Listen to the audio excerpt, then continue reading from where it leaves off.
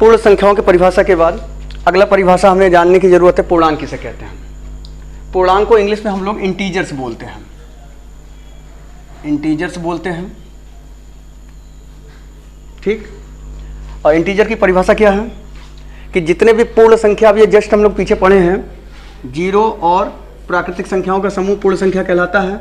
यदि पूर्ण संख्याओं के समूह के साथ ऋणात्मक संख्याओं के समूह को यदि ले लिया जाए, ऋणात्मक संख्याओं का समूह -1, -2, -3 ये है।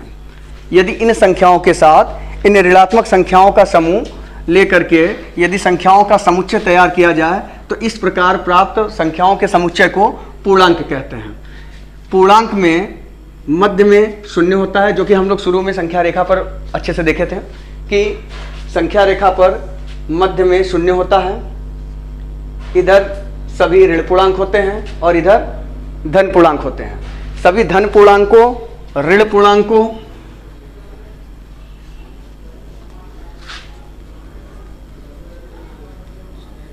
और शून्य का सामूहिक संग्रह क्या कहलाता है? पूर्णांक कहलाता है। आपको जानकर के हैरानी होगी कि पूर्णांक को हम लोग आई से प्रदर्शित नहीं करते हैं। कारण क्या है? पूर्णांक को हम लोग जेड से प्रदर्शित करते हैं। इसका मतलब यह हुआ कि जेड का समूह यदि तैयार किया जाए तो मध्य में शून्य होगा, इसके बाएं साइड +1, +2, +3 इस तरह से ये बढ़ता जाएगा, और इसके दाएं साइड -1, -2, -3 इस तरह से इधर बढ़ता जाएगा।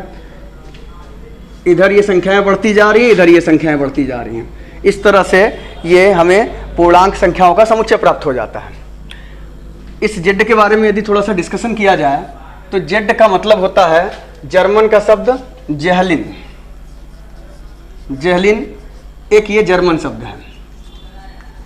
इस जर्मनी के शब्द जेहलिन से जेड को लिया गया है, जिसमें जेड का अर्थ होता है जेहलिन अर्थात गिनना, और इसमें ये जेहल शब्द है ZAHL। ये जेहल शब्द है जिसका अर्थ होता है संख्या, अर्थात जेहलिन शब्द का अर्थ क्या हुआ? संख्याओं को गिनना। इस प्रकार जेहलिन शब्द से जेड को लेकर के पूर्णांक का प्रदर्शन किया गया है। आपको ये बात अच्छे से समझ में आ चुकी होगी।